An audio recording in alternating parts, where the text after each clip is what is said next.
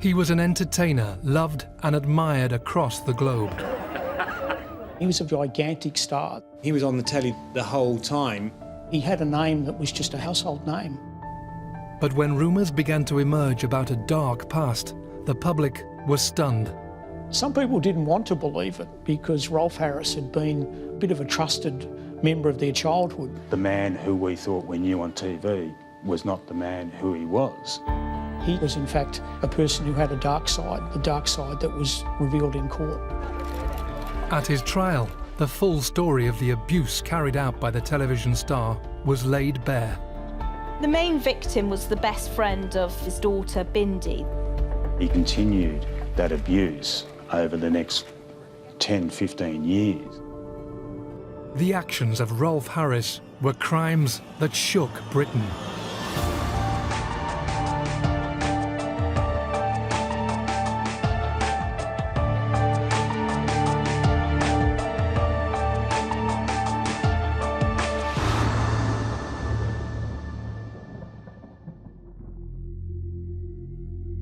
In May 2014, the trial began of arguably one of the most recognisable faces on television.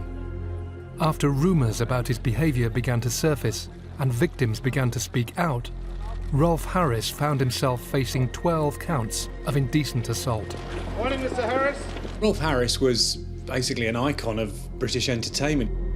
He'd been in the show business industry for years, decades. I knew him growing up, Rolf Harris's Cartoon Time, Rolf Harris on Saturday. He was on the telly the whole time. I think everybody watched Rolf Harris growing up. He's been around for 60 years. He's always been a warm and friendly presence in everybody's household. He's always been there. I watched him, everybody watched him. Rolf Harris was one of the gigantic stars of Australian television and also, of course, British television. It's very rare that a person can be such a celebrity that their name alone, their Christian name alone, will symbol them to the whole world. There's no doubt that Rolf Harris, in my own childhood, Rolf Harris was kind of, he drew the funny pictures and was a nice guy, and I'd like to meet him. And the key thing for me as a child was if I met Rolf Harris, I think I'd know him.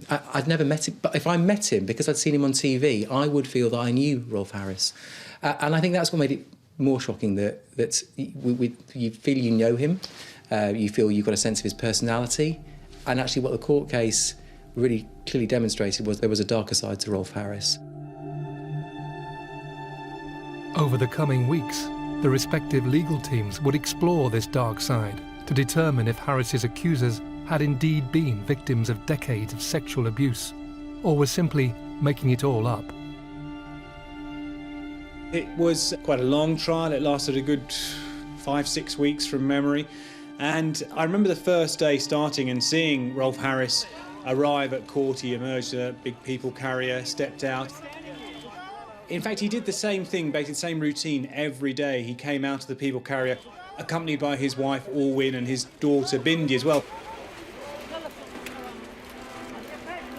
There was just no remorse in him. He thought his fame was going to get him off, and singing and behaving in a way that was just absolutely indifferent. We were dealing with cases of indecent assault against young children, and I know it's a well-worn cliche, but you really could hear a pin drop when the prosecution opened her case for the Crown against Rolf Harris. She was very, very good. She basically described how Rolf Harris was a Jekyll and Hyde character who was well known for his public persona, but on the other side he had a very dark and sinister character, that had abused young girls for the best part of 20 years. The continuous media coverage of the case ensured that the public were becoming all too aware of the charges against the previously adored star.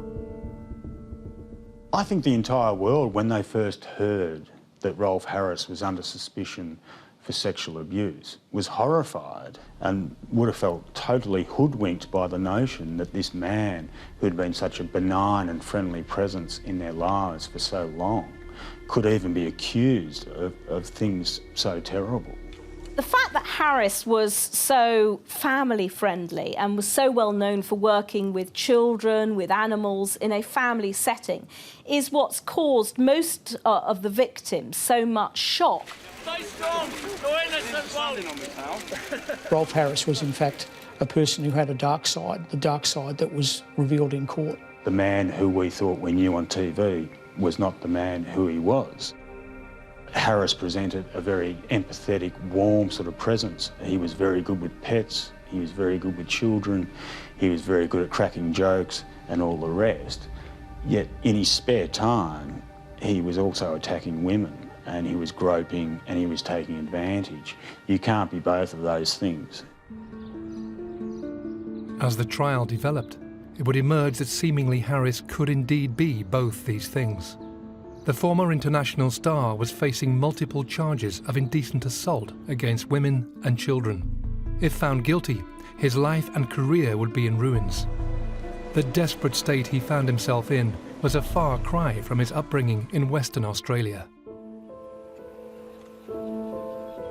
Rolf was born in 1930 and he grew up in a West Australian suburb known as Bassendean, which is about 11 kilometres from the centre of Perth. It's very fancy real estate now because it backs onto the Swan River. But during his childhood, it was in fact a bit of a fly-blown backwater of a place. And Rolf had the sort of childhood that many children would have had in Australia at that time, a very outdoor childhood. He rode his bike to school every day and he talked about swimming in the river behind his house. He talked about ripping off his clothes as soon as he got home from school and jumping in the river. By the age of 14, he was a national backstroke swimming champion, and it was a very idyllic sort of upbringing. He was very happy. His father was loved to sing. His mother got him into piano lessons very early on, and he described it in a very happy way. He talked about being a natural show-off from the start. He liked performing for other school children. As he grew up, he moved into university and didn't do so well at it. He then became a teacher for a brief time, and then fate intervened in his life. What happened was he caught a meningitis-type illness. The effect of that is that whilst he was recuperating, he decided then that he would like to be an artist. And not only would he like to be an artist, but he'd like to go to England and try to do that. And that's where he went when he was 22 years of age. In Australia, back in the 50s and 60s, it was a sort of rite of passage for some Australians to go to England, to go to the motherland, to visit London and to do that sort of thing.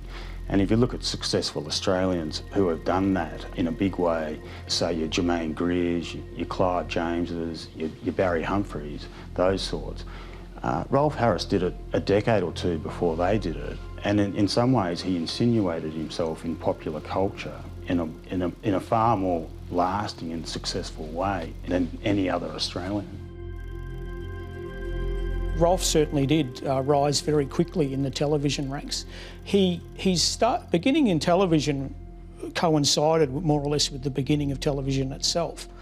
And one of the things that was often done in children's entertainment was to try to have a show that taught them how to draw.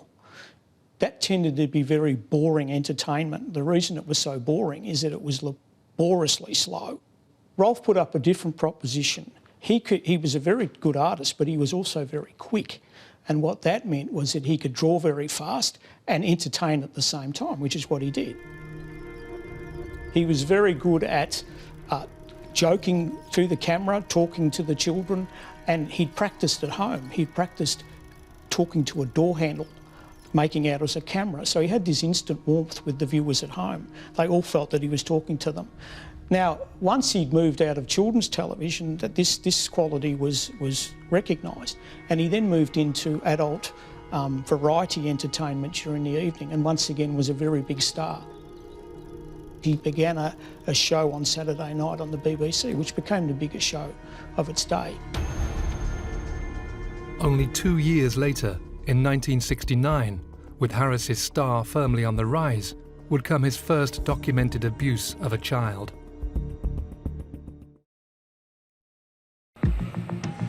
In May 2014, Entertainer Rolf Harris was enduring a spectacular fall from grace, facing 12 charges of indecent assault against women and children over a period of 20 years, with one victim as young as 12. Prosecutors believe victims were deterred by his celebrity status.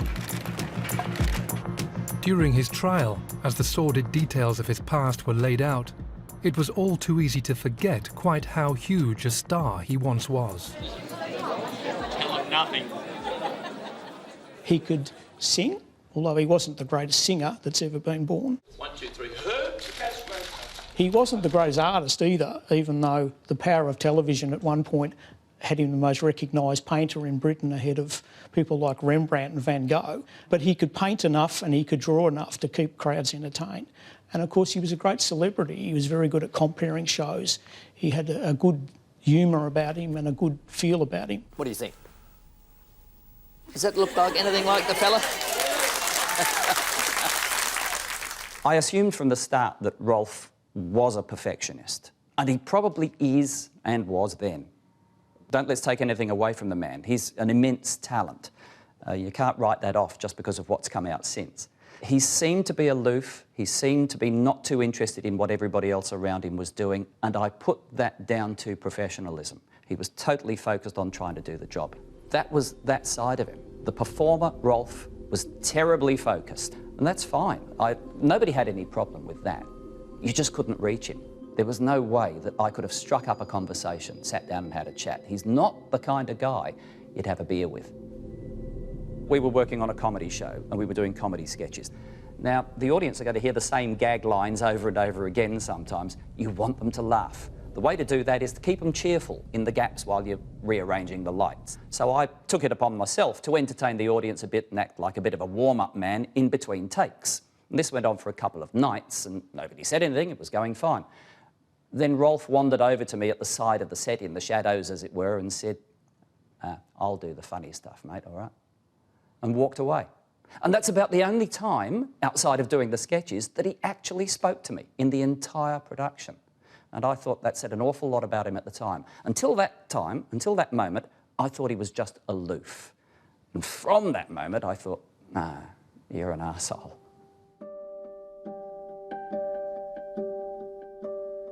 As well as his work on television, Harris was also developing what would grow into a hugely successful music career. Rolf had numerous hits as well. They were more or less novelty hits. The first one that he had was, he wrote in 1957 a song called Tie Me Kangaroo Down Sport. He did borrow it a little bit from another source, but then he put his own flavour to it, and it became a #1 hit around the world. The other one, of course, was a song called Two Little Boys. It was actually the top song, #1 song, at the end of the 60s, and it moved over into the 70s as the #1 song as well. Colossal sales, and still a song that many people associate with their childhood today. Whilst his showbiz career blossomed, one of Harris's early passions was art, something he would eventually become synonymous with. Art was more important to him than music. His grandfather was an artist. He was painting from a very early age. He was entering paintings in contests from a very early age. He wanted to be a painter. It was this love of art that led to Rolf meeting his wife and eventually starting a family. Rolf met his future wife, Elwyn Hughes, when he first attended art school in England. It was something of a whirlwind romance in that I believe that, according to his writings, that they agreed to get married after their second date. Very soon afterwards, they moved to Perth in Western Australia when Rolf was headhunted by Perth Television. Television was then new in Perth. And then they had Bindi in 1964. That was their one and only daughter. Despite having a new family, Harris struggled to combine home life and a burgeoning showbiz career. Rolf has described himself as a workaholic and has expressed regrets about the way that he's treated his family in putting his work ahead of his family. Elwyn has, in his autobiography, Rolf talks about finding diary notes from Elwyn where she talks about contemplating suicide because she's so bored and being so sort of unhappy with life because Rolf is working all the time, and he has expressed many regrets about not spending more time with the family. Bindi too later on talked about the fact that her father would give more attention to a strange child on the street than he would to his own daughter. So certainly it wasn't a happy family in that regard. On other levels, he portrayed it as being a very happy family, and he wanted it to be a happy family, one would expect. But obviously there were ructions beneath the surface. In 1969, only 5 years after his daughter was born, Harris would go on to abuse his first victim. Harris's youngest victim was 7 or 8. And even by that stage, he was well known, and she went to a community centre where he was there, I think signing his records or signing something. And she, queues up for an autograph and is sexually assaulted by him in front of everyone. They can't see what's happening, but it shows the arrogance of the man in thinking that he's never going to get caught. You wonder whether he got some sort of a kick from doing it in front of other people. Harris's perverted actions had a catastrophic effect on the child. In her impact statement, she stated, "It took away my childhood. It affected every aspect of my life from the point he assaulted me." For her, so young and really not understanding what had happened and having to go over it time and time again, absolutely devastating. I think it's really important that we understand what happens when somebody is abused. What you have somebody who's relatively powerful vis-a-vis the person they're about to abuse, who is vulnerable. And that power and that vulnerability are used by the abuser to groom the person they want to abuse and manipulate them. Because for the abuse to take place, that the victim has to be manipulated so that they won't tell anybody, that it's a secret, that it's something that somehow the blame can be reversed, that actually it's kind of your fault if you're the victim, is how the process works from the abuser's perspective. The main reason why many victims don't speak out is that they fear that they will never be believed. They blame themselves. If they were very young children and it happened only once, they replay it over and over again in their minds as to whether they were actually imagining it. All those things together, that sense of guilt, that sense of shame which has been put upon you by what's happened to you, means that actually, quite reasonably, at the time, maybe what you decide, actually, I'm just going to just do that and pretend it didn't happen. For many people, that pain that lives with them well into adulthood, we need to worry much more about how we can help people after abuse so that the problems they otherwise might face in their adulthood can be dealt with much earlier. During the trial in 2014, the jury would hear from a number of Harris's victims and the damaging legacy of his abuse. One, however, would stand out, a victim he preyed on for many years. She wasn't a random stranger, however. She was his own daughter's best friend.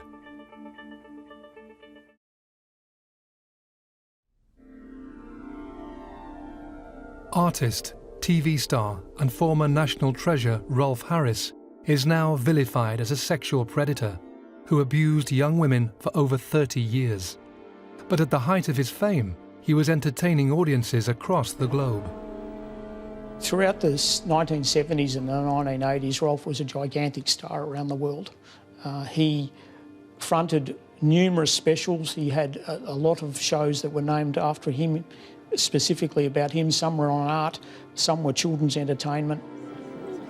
Whenever there was a royal special, Rolf seemed to be one of those people who was invariably in the cast.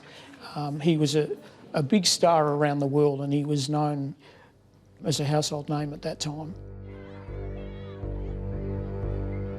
The 1980s also marked the start of arguably one of the most sickening periods of abuse attributed to Harris during his trial. They centred on his daughter's best friend, a young girl who Harris preyed on for over 15 years.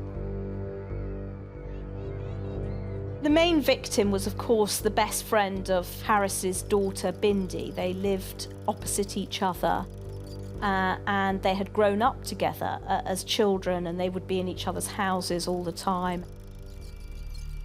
The first assault occurred when the Harrises took my client away with them on holiday to Australia. And so you're talking about someone who's 13, miles away from home, never been on a holiday without her parents before, with her best friend's parents, and she is suddenly and quite violently sexually assaulted by a man who was the father of her best friend, and absolutely shocking. And she was terrified of him. And that's why, people always say, oh, why did, they put up with it for so long, and how was it allowed to continue? She was terrified of him, and she remained terrified of him. Harris would abuse his victim, both when she visited his daughter and in her own home. Most shocking of all was an instance when he abused her in bed when his own daughter was asleep in the same bedroom. His victim was 15. Harris was 50. What's most shocking about this case is that the jury found that he continued that abuse over the next 10, 15 years without a care for her welfare, and not a care at all, without showing any empathy or understanding or recognition for the damage that he was doing. It went against the Rolf Harris who had been on our TV screens for decades. Rolf Harris!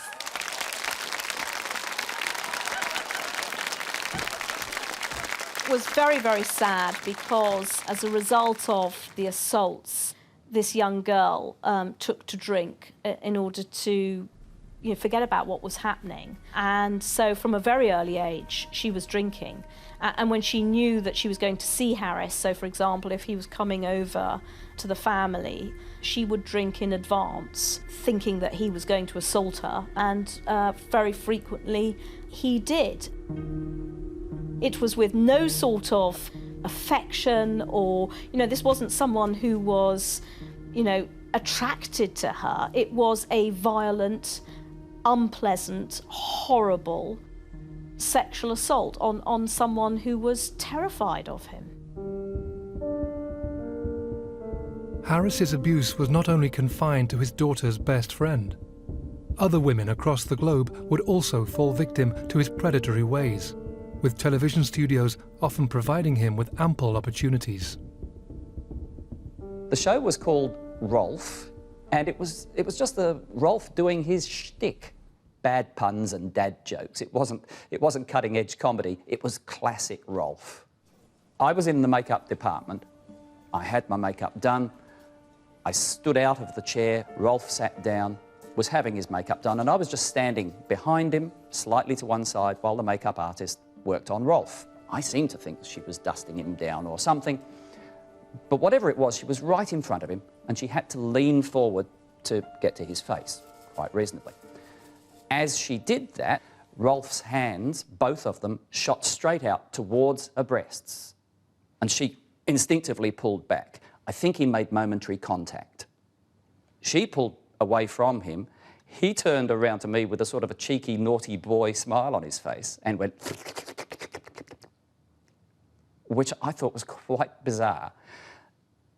There's always horseplay goes on, around dressing rooms, around TV, theatre, whatever. There's all that kind of thing. But that was a step too far for me. That was different. That was somebody actually trying to feel somebody up. As the decade progressed, Harris's star appeared to wane. Rolf was a consummate entertainer.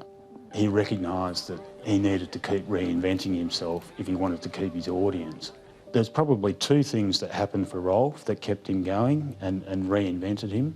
One of them was his recording of Stairway to Heaven, which is something of a novelty song. It's tended to reintroduce him to a new generation. He ended up going to music festivals. The second thing that worked for Rolf was Animal Hospital, which went for many, many seasons, and that showed him in a very empathetic, warm sort of light, and that brought a whole new audience to Rolf Harris at a very, later age in life. Harris's comeback was complete in 2005 when he was asked to paint a portrait of the Queen. The picture has since disappeared.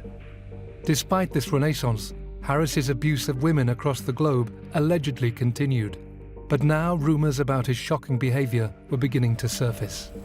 It was a Melbourne radio station where a very well-known Australian celebrity was in the station, and there was a school group coming through having a tour of the radio station, and when this well-known celebrity heard that the school group was there and that Rolf Harris was in the building, he panicked. He literally panicked and ordered the school group to be, in effect, evacuated from the building because he knew, or from what he said, he feared that Rolf Harris would get close to the girls and start groping the girls.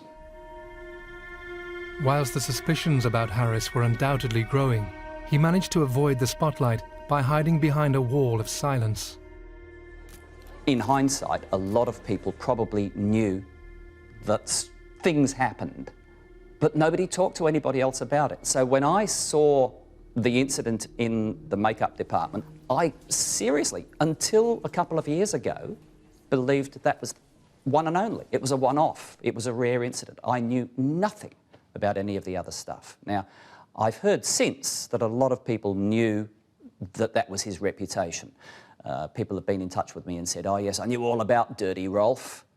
What stuns me, of course, is that nobody ever said anything. But then, you know, in court, I put my hand up at the same time and said, I felt ashamed that I never said anything at the time. Grab that position about there. That's good. That's good. As a result of the revelations about disgraced DJ Jimmy Savile in 2012, the Metropolitan Police launched Operation U-Tree to investigate the abuse allegations centred on Savile and others. The publicity the operation received encouraged more victims to speak out, victims who until then had remained silent. For somebody to abuse a child and think they can get away with it, they need to be able to use their position of authority, of power, of influence, wherever that comes from. And in the case of Rolf Harris, in the case of Savile, it was about celebrity and the pedestal they were on. They were held on by, you know, those who they were working with, you know, their fans and so on.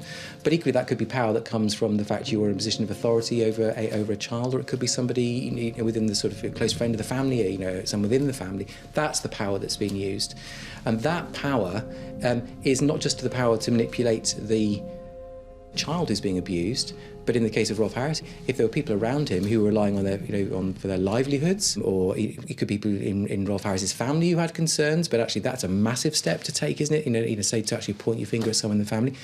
That is the same in all abusive situations. You know, there are always people close to, I'm worried, but actually the step of actually saying, I'm worried and therefore I'm going to do something, that's a really big step and takes an awful lot of courage. Am I going to be believed?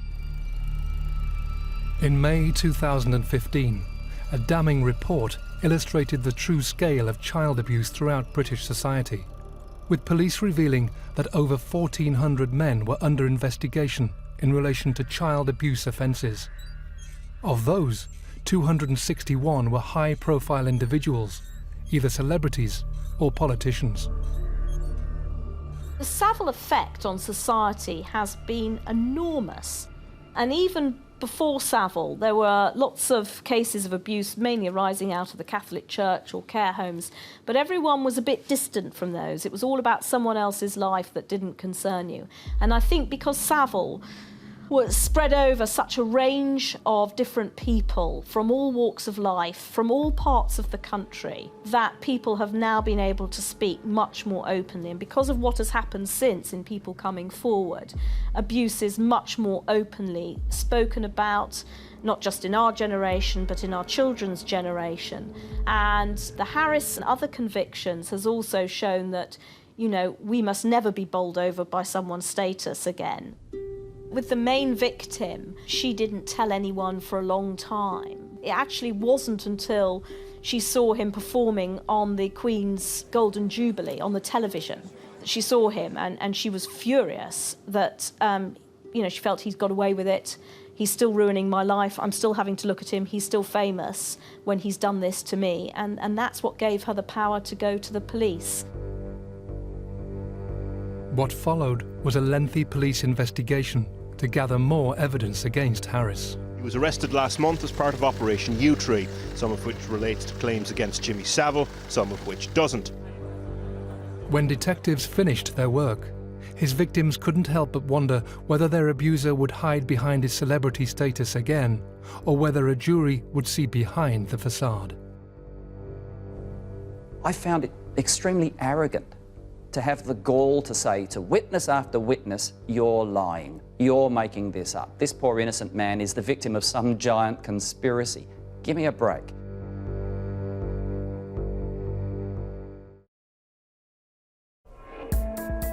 During a career that had lasted 50 years, TV star Rolf Harris had managed to lead a double life.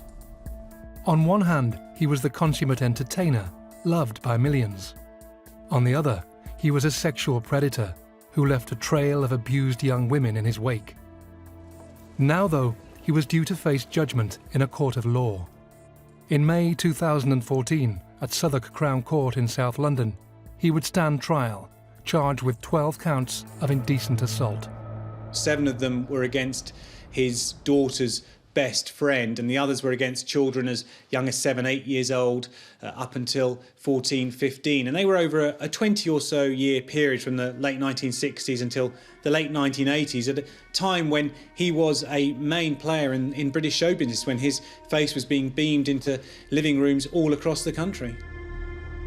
The most frustrating things, I would say, over the last couple of years is when we've heard the words witch hunt used against U-Tree and the other high-profile cases around the country. They're high-profile because they're investigating celebrities. And the first thing I would say is, are we actually seeing we're sitting in a world in which, because you're a celebrity, who's used your power as a celebrity to actually abuse in the first place, is not able to use their celebrity to actually avoid being investigated and be convicted? You know, that's clearly got to be a nonsense. We can't be in a world in which somehow, if it happened 20, 30 years ago, they can get away with it. That impact, that pain, didn't just happen in 1968 or 1969 in Rolf Harris's case. It's happening now for the victims. That's why they went to court and were prepared to go through what they went through in a witness box, look him in the eyes again because he made them go to court because he wouldn't admit his guilt. That's why they did it, because they're still feeling the pain today and they wanted justice. These are women who are having to go through the most intimate items of evidence, and they've all found that very, very, very distressing. One of my clients, found it deeply, deeply personal, and it is actually for her the most upsetting of the whole incident is the giving of your most intimate secrets to a packed courtroom. Despite the bravery of the witnesses, prosecution faced the very real challenge of proving the alleged offences, as most of them had occurred many years ago. With these cases, it's always one person's word against another. That's the key thing in these cases, and it's always very hard for the prosecution to prove them. But he himself, I think what actually was the nail for Rolf Harris was this rather damning letter which he'd written to the father of his daughter's best friend, in which he had said that what he thought was going on was just basically reciprocated, and that she was a willing partner in it, and that he hadn't meant to offend her or hurt her. There'd been no rape. I think the letter was extremely important for the jury, and it was also a turning point in the trial. I suspect, Harris wouldn't have believed for a minute that the family would have kept that letter, and I think it was a very, very valuable piece of evidence. And so very rare to get that in this type of a case. Normally you have absolutely no documentary evidence at all, nothing, no DNA, nothing. And so to have that sort of a semi-admission was pivotal. Contained within the letter was a damning sentence. Harris wrote to his victim's family. I said, "Why didn't you just say no?" He claimed his victim replied, "How could I say no to the great television star Rolf Harris?" It's a very self-indulgent letter, and that's what the victims all say about him, that, he was only ever interested in himself. And that shows in the fact that he didn't do the decent thing, he didn't plead guilty, he put these victims through a horrific trial. He's never, ever given any sort of apology since his conviction. And so nothing is focused on the victims and what he's done to them. Another vital element to the prosecution case were the witnesses who would give evidence not about direct abuse, but about Harris's character. We heard a very graphic description, I remember, from an Australian makeup artist who was involved in a production in Australia, and she described him as an octopus. She said that he was known as the octopus because his hands were literally all over female production staff involved in the making of the TV series. I first read in the Australian newspapers that a makeup artist had allegedly been groped by Rolf. I assumed it was the one that I'd seen. I was still too naive to realise there might have been others. And I thought, the chances are she's going to get into the witness box and members of the jury are going to say, as people do, you're a woman, you're making all this up, you were dressed inappropriately, in some way you asked for it. It's all nonsense, but people still do think that way. So I thought, if I don't put my hand up and say, as the only person in the room at the time, you know, I'm a witness, I saw this happen, corroborate what she said, she's going to be all on her own there. So I contacted the prosecution, Sasha Wass, and said, you know, would you like me to give you a written statement, which then snowballed into me talking to the Met, the police in England, and eventually ending up standing in the witness box. I asked the Met at the time, is this the same person that I saw? And they said, we can't tell you, and that was fair enough. So it was some time later when the papers started printing more details that I realised the penny dropped. And then I thought, my God, that's two, how many more are there? The tactic employed by Harris's defence team to counter the mounting evidence against their client was to simply suggest the witnesses and victims were lying. I was annoyed a bit when they started saying things like, you're making this up. Now, I know it's a courtroom tactic. We've all seen enough TV drama to know that. But at the same time, I found it extremely arrogant to have the gall to say to witness after witness, you're lying, you're making this up. This poor innocent man is the victim of some giant conspiracy. Give me a break. It was just so patently absurd that I thought either this guy has decided this is the defence he wants to follow, or he needs to ask for his money back, because it was just bizarre. Almost 4 weeks into the trial, and after hours of traumatic evidence, came a turning point.